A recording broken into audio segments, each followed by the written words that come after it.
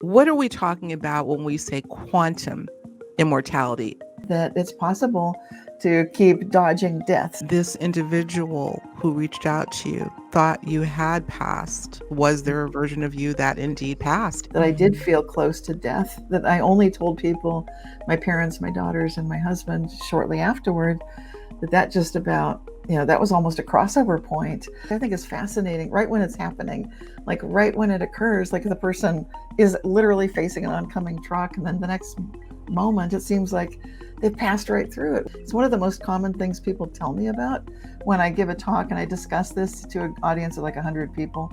I'll get about 6 to 10 people afterwards telling me, I've never told a soul, but that happened to me. Right now on Higher Journeys with Alexis Brooks. Hi, everyone. Welcome to Higher Journeys. I am your host, Alexis Brooks. And yes, I am smiling broadly today because I have a friend that's back with me yet again, the quantum optimist herself, Miss Cynthia Larson. Welcome. Welcome to the show. Welcome back. Thank you. How are you? Thank you. Doing great, Alexis.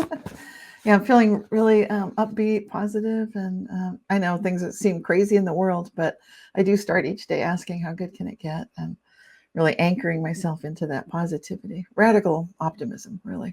I think it's necessary for these times. Necessary anyway, but especially now. Absolutely. Well, we're going to talk about something radical. I love the segue. We're going to be talking, everyone, today about something that's called quantum immortality. Quantum immortality. Now, when we think of the term immortality, Cynthia, we think of it's not a foreign idea that we never die. The survival of consciousness, the consciousness continues after the physical or bodily death. But when we put the word quantum in front of it, it takes on a whole other connotation. And this is what we're going to be digging into. It's fascinating. This is what we're going to be digging into today. But I want to set this up for the audience. This has to do, a conversation was spawned between Cynthia and I based on a video that was done, I think relatively recently, by a young TikToker by the name of Jolie Artist. You may have heard her. Very intelligent young woman who talked about this idea that we never really die. And the reason she postulates that immortality and quantum immortality in particular may actually be happening is based on Hugh Everett, I believe it's Hugh Everett III's many worlds interpretation, meaning that there is never a death, there is never an end, but rather a coexistence of life. It can get a little tangled. We're going to get tangled today. I think the conversation will lend itself to that. But I want to start with that. What are we talking about when we say quantum immortality, as opposed to immortality that other people may be familiar with? What does that mean, quantum immortality? Yes, that's a great question. This gives it a scientific kind of a basis for possibility. So usually when you hear about immortality, a person would expect, this is a spiritual person talking, or a philosopher maybe, but certainly not a physicist. But now, I think ever since 1986, when Ewan J. Squires, he was a scholar and a philosopher, and he writes papers about physics, quantum physics.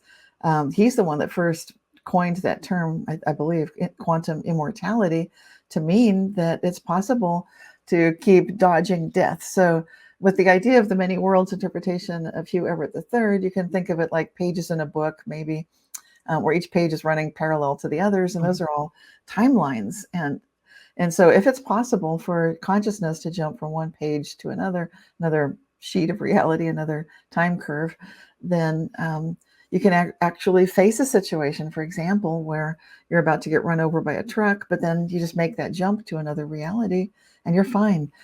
And so the physicists who are saying, yes, that's possible.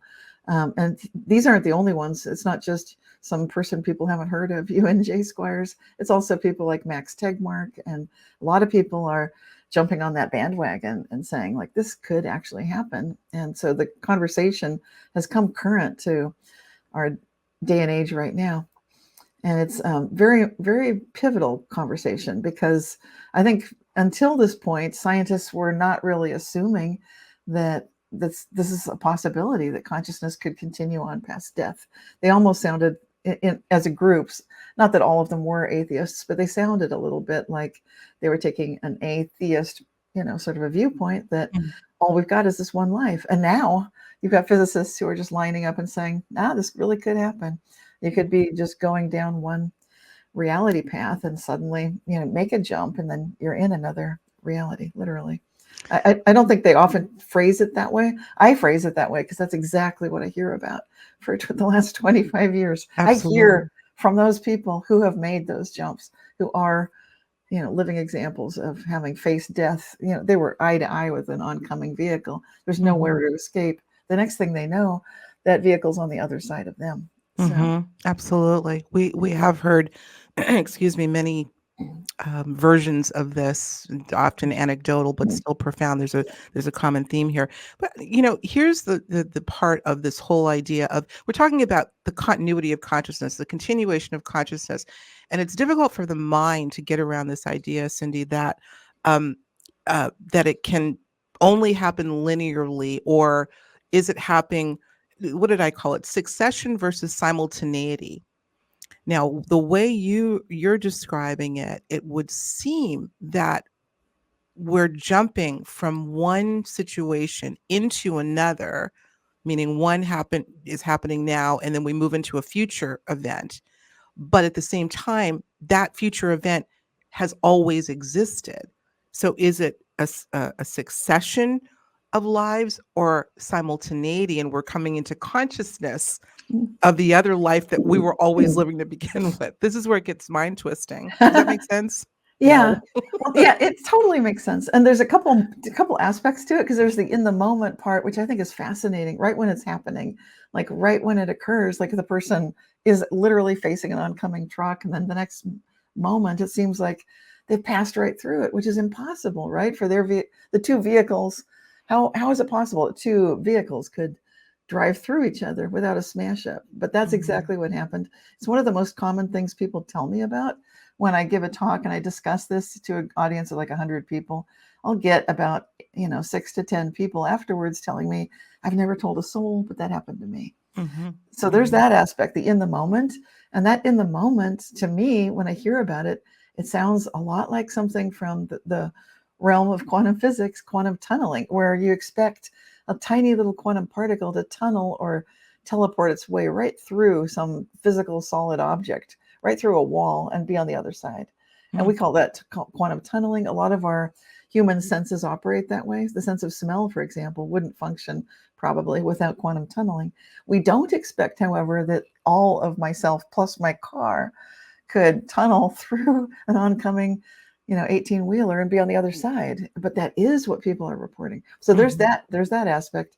And then the part that I think you get into. So I would say, yeah, I'm fascinated by this. And I think that there's, like I'm describing, there is a way to say, okay, we have a mechanism for it in quantum physics that we only expect it to happen at the Planck scale. But what if you've got coherence with every single atom and every single molecule in you and your car, and you sort of jump together to the other side of, it's almost like this event didn't occur, but it's like you were on an empty road, and then suddenly you're back on the road where the truck was, but now it's behind you. Or maybe it vanished. That happens too. It seems that there's an agreement that happens at a certain level, at the quantum level. Again, when we think of quantum, we're thinking of microscopic, or micro events, not macro. But I remember you were one of the first people that I talked to about that these sorts of effects are happening on a macro level. This is a case in point. But it does seem that there, like you said, so many things have to be in agreement, literally in sync, to be able to make that move together. It's fascinating, the synchronicity, and I mean literally in sync with a certain outcome. There's an agreement that we're all going to end up on the other side of the road, or the truck is agreeing not to collide with the car. So it's a handshake, if you will. It's a quantum handshake is what I would call it. And that fits in with physicist John Cramer's transactional interpretation, which is the handshake interpretation. I mean, there are many quantum interpretations, but that one is a handshake between the future and the past, if you will. So looking at retarded and advanced waves, retarded means that they're going forward through time, and advanced is going the other direction. So it's that handshake that you're discussing. So it's literally that arrangement. And there seems like there's a good basis for that to be the case. Right. I also want to make mention, going back to the Jolie artist is how she refers to herself. Beautiful, young, very intelligent young woman that got this viral TikTok going about talking about the apocalypse, and the fact that, or not the fact that, her idea, she postulates that apocalypses could be happening literally every day. But she also highlights this very strange fascination humanity maybe has always had with an ending, with the idea of leaving here, or the world just coming to an end. And I want to remind you and I were talking about this offline, Cynthia, the movie Knowing. Are you familiar with that? With Nicolas Cage. Won't go into all the spoilers, but it's an apocalyptic movie. Has to do with an inevitable end and all of the things that lead up to it. And I remember a scene where Nicolas Cage is he's aware of what's going on, and he's trying to warn everybody, and he's walking down the street very forlorn and upset, and a car comes by with a young couple, and they yell, "Woohoo, it's the end of the world." And I immediately thought of that when this young woman, Jolie, made the reference to people getting excited about the apocalypse. So now we're kind of moving into a psychological thing. Let's touch on that. Why is it? I'm not saying everyone's excited about it, but there does seem to be this kind of fascination with endings, including of our own lives. What are your thoughts on that?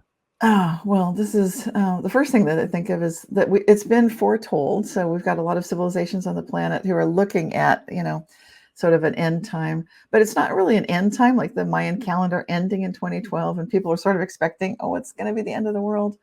On Y2K, the year 2000, I worked in technology for Citibank. So there was a whole division of people tasked with making sure that when the clock rolled over, that the computer systems that we depend on wouldn't be fritzing out and coming to an end. So there is a fascination, and it's gone on. I mean, you can look at all these so-called ends of the world, but literally there have been ends of the world, and it's the indigenous people who are tracking these 12,000 year cycles. I did a 7th grade science report on looking at the end of coral reefs, and just looking at the oceans to I didn't realize that there was this cyclical pattern, but it showed right up in the ocean. And I did my first oral report in 7th grade on that topic in the 1970s, way before global warming. And it's not even about global warming. It's like, dudes, it doesn't matter what humans do. There's a cycle going on, and it's got such, you can set a clock to it. You can see that it's happening. It's not something fabricated. So when we know that, I think there is a little bit of excitement. I think people do have a spiritual sense that they're here for a reason. And maybe there's that kind of a spiritual rush of excitement that can come through, like, wow, what an exciting time. So it means that the old rules don't necessarily apply. I would still recommend spiritual connection and not becoming part of what's called mass formation, or getting carried along with this crazy groupthink. And Matthias Desmet, of course, is the one that has been really proposing and presenting a clear conceptualization of what does it mean to have a mass formation, where people kind of they start thinking in lockstep, and you might hear them saying the same things, but it's more of a belief than a thinking. So instead of questioning, like I know your listeners are questioning everything, or I assume they are. I tend to think they are. Absolutely. They must be. Yes. Yeah. But the people who aren't questioning things, and they're not actually looking and examining all of their assumptions, then there's a greater likelihood to get swept up in this kind of a groupthink process where it becomes a belief and like it's the end of the world. And there's a sort of a danger in getting carried away with that. And this is what Matthias Desmet talks about. And he's been recently, just in the most recent posts, he's really been emphasizing sincerity as a path to get us through the worst of what may seem like the most challenging times that we're facing. Sincerity being authenticity, genuineness, not knowing exactly what you're going to say in the next second, because it's not like you have a script and you're reading from it, but you're constantly choosing instead to speak from this flow of inspiration and from your heart. and really being connected and vulnerable. You'll know you're sincere when you feel like someone could say you're wrong, and you're right there, you're showing up to say, oh, really? And take a look at it instead of just carrying some script and some sort of weaponized belief system that you're just rolling everybody over with. This idea of mass formation obviously has become a you know, popular Politicized. term and an Yeah. idea Yeah. given the last several years that we've gone through, and yet the propensity to mass form has been going on for many, many years. But you know, when we take this idea of a groupthink, which, by the way, I think that was a term that William White coined many years ago, groupthink. Yes. Um, and we look at the idea that thoughts create reality, and particularly thoughts that are mass believed, could the mass formation, whatever it may be, result in an outcome? In other words, if there are enough people believing a certain thing, whether it's fact or not, could that trigger the manifestation of whatever it is they're believing in on a mass scale? Now that's possible, but to counter that, fortunately, thank goodness, we've got something called minority influence in a group. And when I was at UC Berkeley, I took a psychology class from a professor, and she was earning a living on the side doing jury selection as a specialist and an expert to make sure that they would include in every jury trial like one or two jurors who they'd be sort of like chaotic attractors, if you're familiar with that, where they would have enough charisma and enough intelligence, no matter what the question was, to look at things differently and to, rather than assuming that, and she has clever ways to select, jury members for this. But you've probably heard of some of the studies where people will be looking at something that's actually green, but there will be an influencer in the group saying that's blue. Mm-hmm. And so it becomes that chaotic attractor pulling that group think in a certain belief direction for those who are easily influenced, who are not thinking for themselves. And so it's that's what's really going on. So it's not so much the size of the mass of the mass formation mass or the group think crowd, but what's equally important is to have these very powerful chaotic attractors who totally could be minorities. In other words, you just need like one or two people asking the right questions with the right energy and the right ability to be an attractor for whatever reason. And then even though you might think, oh my gosh, the crowd is doing something stupid, it could be saved at the last minute by somebody who can be pulling sanity back into the group. Mm-hmm. I follow that line of thinking, and I immediately am reminded of this. It's not really a metaphor, it's a formula where you take two pendulums as an example, and they start out in drastically different motions, but one is stronger than the other. The natural inclination is for the weaker one to fall into resonance with the stronger pendulum. Right. And for that matter, it could be, one strong pendulum against 10 over here. If the motion is strong enough, the others will indeed fall into resonance with the stronger. So it's kind of the same thing. Yeah. Wow, that's fascinating. Well, let's get the idea of quantum immortality. And I remember when you posed the idea to have a conversation about this with me just a week or so ago, Yes. you had brought it up in the context of maybe we're dead right now. Like maybe we're all dead right now. People have we've talked about this idea of when you're dreaming, some believe that we are literally or when we're sleeping, I should say, we have literally died and then we come back. Right. But how does this all play in? Are we all, quote, dead right now, even though I think that's a misnomer, based on this whole idea of quantum immortality? Yeah, probably not, because we do witness babies being born and so forth. So if we were all dead, we'd be in sort of an afterlife sort of a situation. And that clearly probably isn't happening. If you know babies being born, if you see new things happening, then it doesn't make sense for that to be going on, in this sort of an afterlife life construct. So, Mm-hmm. but it is a good question. And it sort of, it's meaningful to me and to people that follow the Mandela effect, which is named after, of course, Nelson Mandela, who some people remember had passed away in the 1980s. I remember that. And then it was kind of one of those befuddling things where the next thing I hear, it's like he's giving talks or something in Europe, and then he's elected president of South Africa, and what?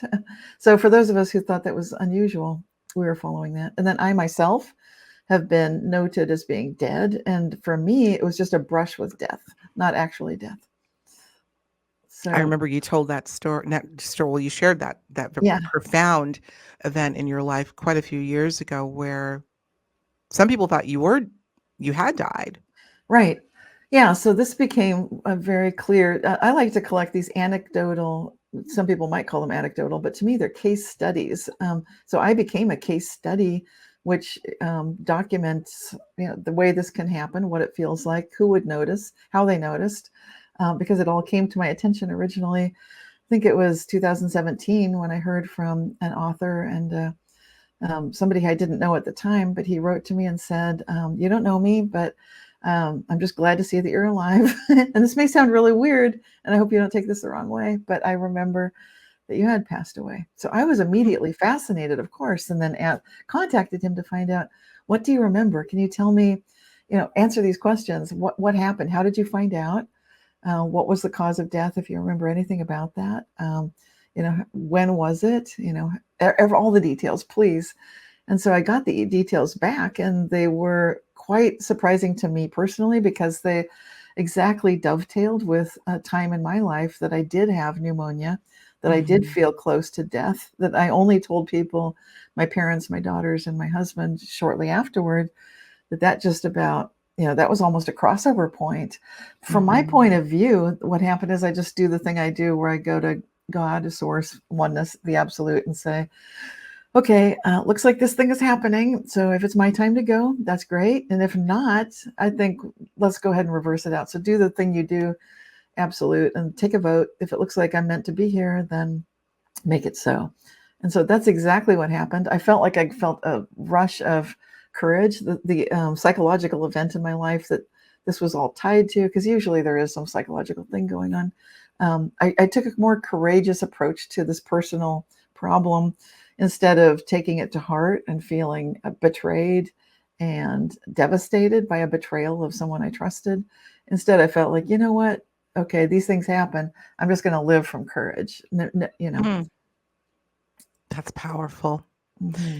So when this individual who reached out to you thought you had passed, how would you put this into the formula of what we're talking about, quantum immortality? In other words, was there a version of you that indeed passed and he lived in that space where you had passed, but I'd then say, popped out of it? yeah, I'd say so. To me, this is exactly, and that young lady talks about that. Is that Yeah. the Mandela effect? I'd say yes, exactly, because he did notice that I had.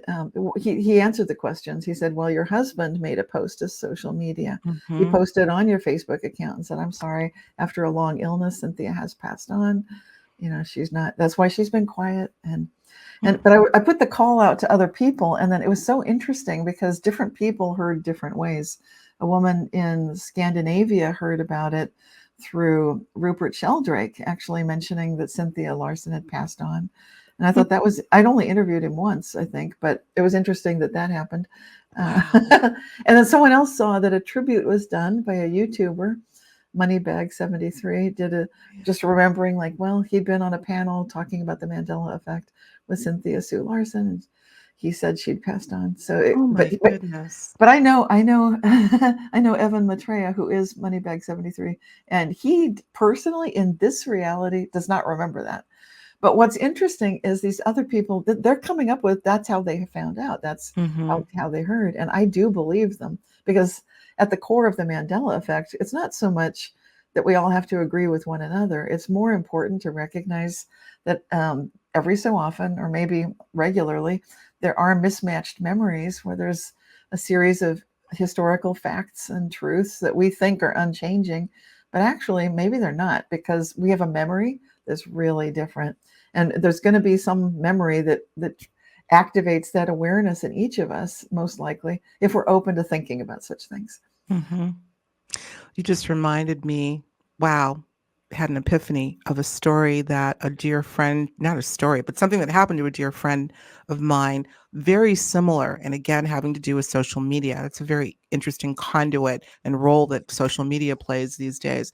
Yes. But this was a case very similar where a family member, my friend's daughter, went on. This is what she said happened. She went on to Facebook and she saw where someone had posted that a relative had passed away.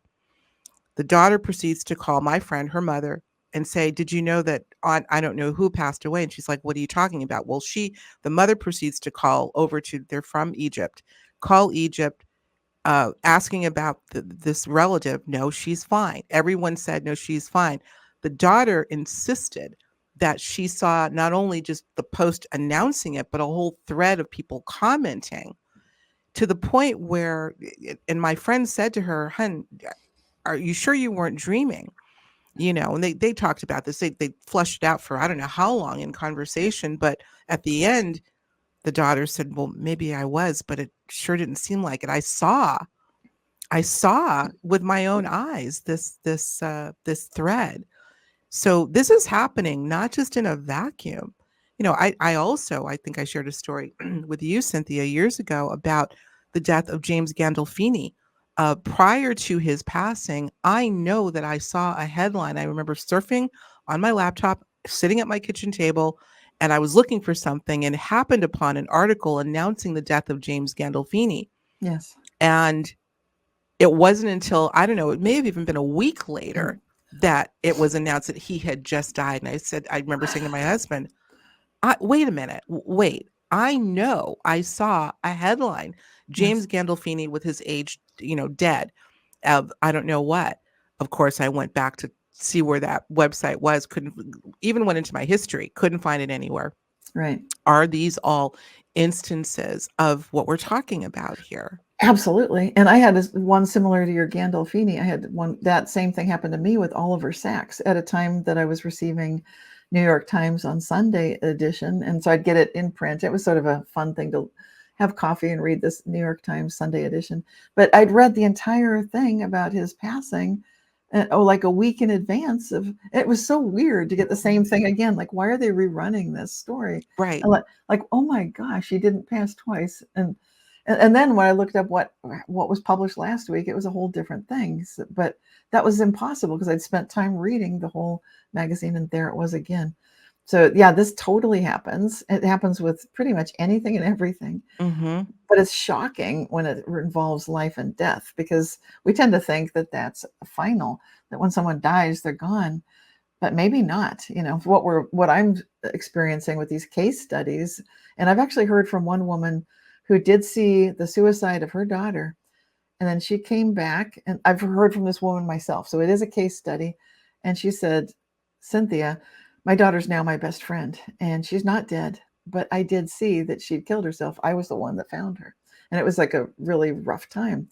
So to be able to go through that, I would usually say, if you've been through something that shocking, that emotional, that it's going to be, because people write to me, they say, "Okay, I don't like this reality. My loved one passed on. If it's possible, this quantum immortality thing, can you bring them back?" Basically. And I say, no, I cannot bring them back. I basically only the God, the absolute, can do that. Does it happen? Apparently it does happen. Is there something you can do? Then I give just generic, well, not generic, but it's very spiritual advice on how to be detached but connected, to be free from an attachment to outcome, basically, but to be open to miracles and recognize these things can happen. It seems like it's just an act of God. I don't think it's up to us to bring someone back. But even when we hear about Jesus Christ and people that believe that the stone was rolled aside and he was resurrected, I think we're seeing some science to back that up, basically. And we're seeing that he's not the only one. Indeed, you can do this and greater things. I think he was right. Because we've got Nelson Mandela. I almost died, but then I didn't. But for some people, I did. And this woman whose daughter died when she was in the midst of a hideously nasty, I think that she'd been through a divorce, and it was just really a rough time in her life. But to have her daughter back, I think that's amazing. To have these case studies where you can witness someone who's gone close to you, but be in such a I think the vulnerability that Matthias Desmet talks about is actually essential. I think that that openness to I could be wrong. It's the willingness to take a look at everything and say, Absolutely. I'll reassess everything. Humility is what I say. Humility is a universal mandate if we dare try to decipher the nature of reality. Humility is a universal mandate. Yes. There's so many twists and turns to this, what we're talking about, everyone. And as always, we want to hear from you. Have you had any experiences like this that you'd like to share? So please do. I invite you to comment below. Let us know. I want to, as I was prepping for our interview today, the idea of the doppelganger effect came to mind. This idea of having a double and maybe even seeing your own double. And it's a German term that means double. Um, but I had this inclination, Cindy, to reach out to my buddy ChatGPT. He's become a pretty good friend lately. That's a whole other story. I'm being a little bit facetious, but I did. I went to ChatGPT and I wanted to know from ChatGPT because we were kind of chatting about Hugh Everett III and the MWI, many world interpretations, which I've always found fascinating. And I Yes. posed to ChatGPT, within the context of the many worlds interpretation, where would that put this idea of a doppelganger? What role would that play in MWI? And I'm going to read exactly what he or it came back. It's so funny. I Okay. believe it to be male. ChatGPT said, very interesting. They came back with, since the many world interpretation suggests that every possible outcome of a quantum event actually occurs in separate branches of reality, there could be branches where versions of oneself exist that are nearly identical or even completely identical to the observer. These versions would essentially be doppelgangers, sharing the same origins but existing in different branches of the multiverse. End quote. That's what it came back with. That's very cool, and it matches the case studies that I've heard from people who say that they saw themselves driving like the same exact vehicle, like a funky car with a funky thing strapped on top, like really one of a kind. And I've had more than one person report this to me where they said, like, Cynthia, you'll never believe what just happened. I saw myself. It was me driving the same vehicle, toward me as if like it was on the same road. We just went past each other, and there's no other vehicle like that. And I had the same exact thing, you know, strapped onto the roof of my vehicle as she had on hers. And how is this possible? Yeah, it's earth shaking when to see that. It doesn't happen that often. Mhm. In 25 years of collecting these firsthand case study reports, I've only heard of it a few times. But the fact that it happens at all tells me that ChatGPT is probably right. It's like, Well, ChatGPT, when I posed the question, said, "Now that's an intriguing angle," and then it spit out this thing. It's really stunning. Say what you want. I mean, we know what the long game may be, but I'm participating very, very judiciously when it's good to have even debates with this AI. Very interesting. Well, when we talk about this idea of doppelganger and this woman seeing herself passing herself on in a car that looked exactly the same, yeah. it reminds me of, or maybe there was a slight alteration that she didn't pick up on. She was, Remi that's what she was wondering. She said, it's like in some reality, I went back and got something, like I'm going back. Like in one reality, she's going on her way to some place, and on the other, forgot something, going back. And then Right, she's like, what the heck? right, right. Well, yeah, if it's all happening simultaneously. But you've heard of cases of, not cases, people that have dreams. One was just told to me the other day. A woman had a dream of her recently deceased husband, and in the dream, the two of them were together on tricycles and driving around on their in their house on tricycles. And she says, "I knew it was our house, but the rooms look slightly different." And it made me think, I've heard this many, many times, where people will have, whether it's a dream or a waking vision, where they're imagining they're in a familiar place, but there's always something that's just a little different. Could that be a signal that we're, going back to the doppelganger? I mean, it's kind of a stretch, but still connected, that there is another copy or version of you and your surroundings, but there's a slight alteration to let you know from a quantum perspective that it's maybe a parallel existence of some kind that you're coexisting in. Yeah, that could be. A lot of people look to they'll have something like check the Mona Lisa artwork and see if her smile has changed in a new, fresh way. And if so, they use that as an indicator, like, okay, we just had a worldwide, Mandela effect reality shift, and look for differences now because it's not. Hmm. They expect like, okay, you've got your indicator here, so therefore something big has happened. Something big is happening. And the Speaking, other thing that comes to mind is the simulation theory, of course. got to bring that in. Have to. Yeah, Mm. yeah, because more and more people are coming around to the fact that it's much more likely that we're in either a simulation, if you want to call it that. The older natural term would be a dream. So if Mhm. some people prefer simulation, some people call it dream. I think they're both equivalent in the sense that they introduce the idea that what we see, this reality, something you physically can pick up and hold, like a pen, it's not really as real as we think it is. Mhm. And we know this from quantum physics that everything's implicitly energy anyway.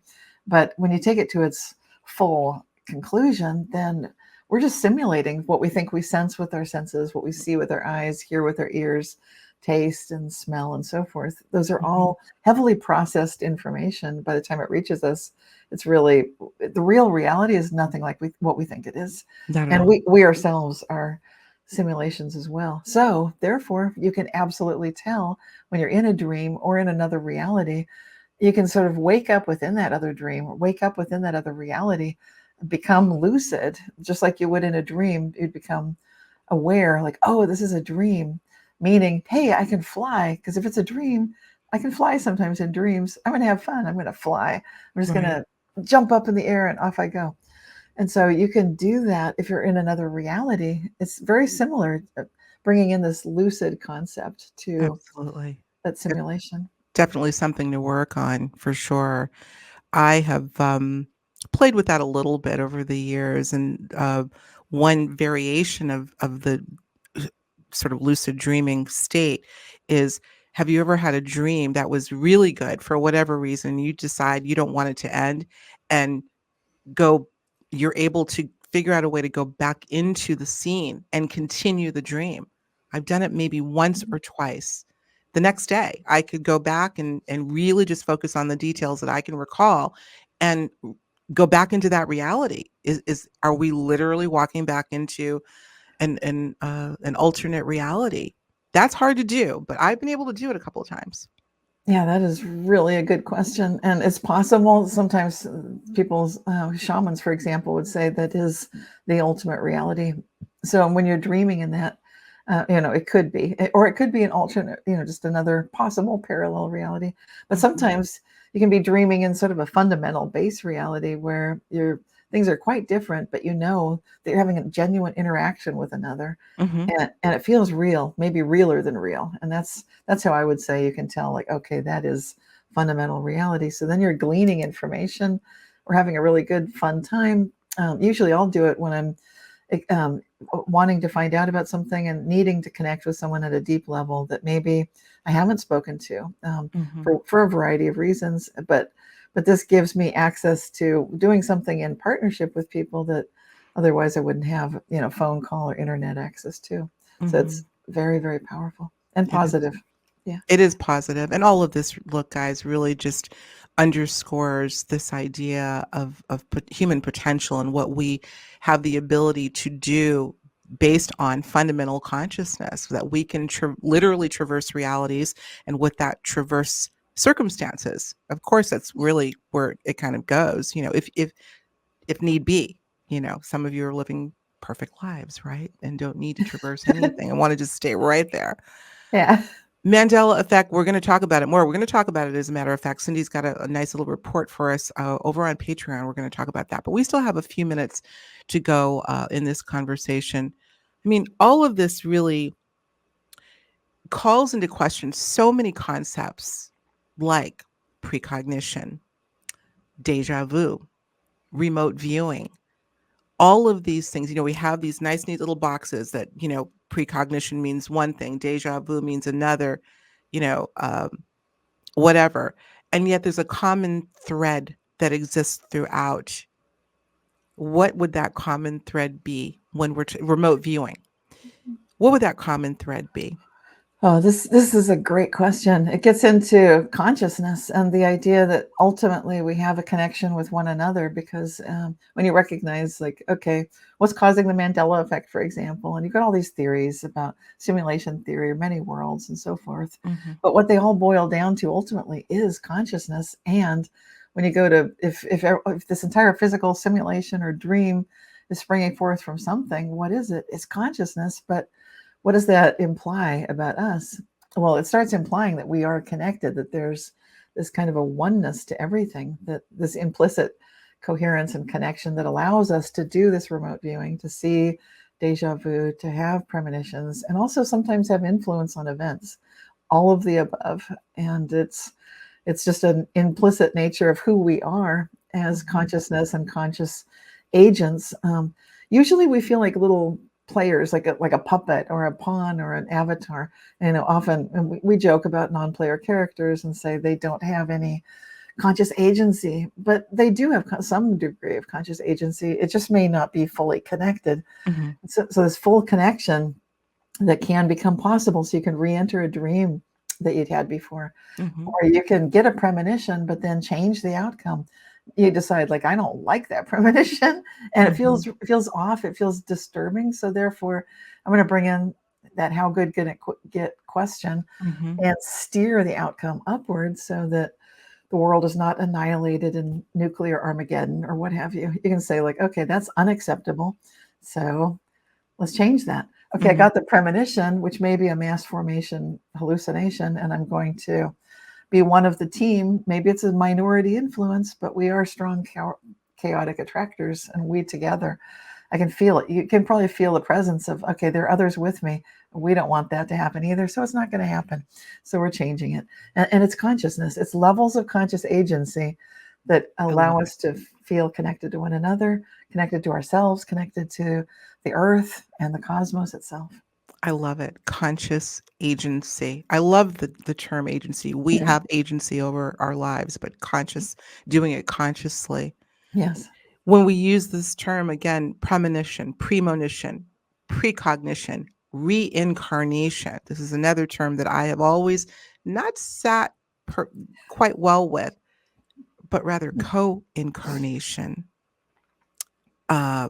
Is it really a precognition or premonition? If MWI, many worlds interpretation, is correct, Right. and others, these would be coexisting. There is Yeah. no pre anything. What we're really doing is glimpsing just across the bay, That's right.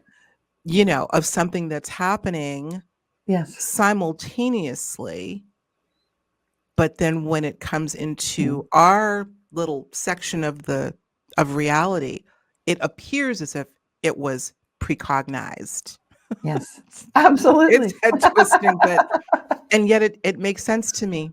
This whole idea of time has always been fascinating to me, and the fact that linear time is indeed a construct, or a distillation at this level, just a distillation at this level.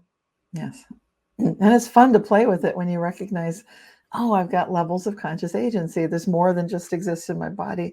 We know there are neurons in the head, neurons in the heart, neurons in the gut, but above the physical body, some of us can feel that too. I know you can. And like, this is where you go when you realize, okay, I can re-enter that dream, because you're working with these higher levels of self that are quite clearly there for those of us who meditate. You can start feeling an affiliation with the player, who's not just this avatar, this physical meat suit, meat body, physical construct is just, it's mortal. It's perhaps not meant to last forever, but the part of us that is, the puppet master, the operator of this being, which has levels of conscious agency too, but that's us too. And then when you can start relating, like, oh, that is me, the eternal part of me, that's me too. And that's the me that's perhaps the one who can surf between these waves of realities, these timelines, time curves. I think more and more people are trying or realizing that, number one, Cynthia, but also trying to consciously connect with that aspect of themselves, realizing that they're the ones that aspect has a purview that this down here, the personality, doesn't have, and is willing to relent to that that aspect. I think people are wanting to integrate more of that into their lives. I do. What they're just as much a part of us as this is. So, And it yeah, brings meaning. It's that thing that so many people feel like, what's I have no meaning in my life. Well, you sure get it when oh, you start making those connections. and, absolutely. Yeah. or just watching your interviews and your shows because you're so good at bringing that with Oh, everything you do. I'm only as good as my guest, and you're looking at my one of my favorites right here. Listen, oh, speaking of the Mandela effect, yes, we're going to Patreon. We're going to talk about, she's going to give us the download and what's happening. But Mhm. before we go there, tell us about IMEC, the International Mandela Effect Mhm. Conference, coming Yeah. up in a few months. Tell us Yeah. about it. Okay, it'll be in Nashville, Tennessee. It's happening November 7th through the 10th, and it's going to be amazing. It always is, of course, but when we get together in person, there's a certain kind of soul family connection that happens that can't really happen on the internet, and you feel it. It's just this Mm, feeling like people just hug each other because maybe you've seen people on the internet, but you've never met them in person, and then you get to make that real connection with each mm, other. so And then we've important. got great speakers. They're going to be amazing. Presentations talking about adventures in consciousness. So it's right up our alley, I'm sure. And it's going to be just wonderful. This time we'll be all in one hotel, so it's going to be a Hilton St. Juliet. It's beautiful. The premises allow for conversations in the hallways. You can have breakfast with people and just Beautiful. mingle. It's just going to be so wonderful. Well, I'm hoping to be there as well. So And let's tickets are see. for sale now. Yes. Oh, great. So it's IMAC. I'm I sorry, Yeah, IMEC.world. .world. And yes, World, of course. and I've got an event with a link to purchase tickets on my website too, realityshifters.com. So that's Absolutely. we're redoing the website, the IMEC.world one, but it's I think Beautiful website, though. I yeah, love it. thank you. Yeah, Yeah, thanks. love it. Well, we'll make sure to have links, of course, in the description below and And beyond. I'm also doing a oneness retreat, like a workshop in Colorado, and I think there's still a few spaces available for that too. And Okay. that's starworksusa dot I think com. And again, the link is on my realityshifters.com We'll website. make sure to have that so people can Yeah, go everywhere perfect. and Thank you. or get to everywhere from Mhm. realityshifters.com. Oh, Cindy, what's gonna happen next? What's where does the conversation go from here? Because it never ends, never ends. There are many worlds, many realities, and many conversations to be had around all of these things. So, with Right. that, I want to say thank you again. It is always such a treat, just a treat to have you on, my friend. So, thank you. Thank you, Yeah. Cynthia Sue Larson. And Thank thank you. you, everyone. Come on Love over you. to Patreon. Yeah, Come on over to Patreon. We're going to continue the conversation. Mandela effects, they're still happening. All definitely. right. We will talk to you soon, everyone. Thanks Mhm. for joining us as always on Higher Journeys. Mhm. Take care.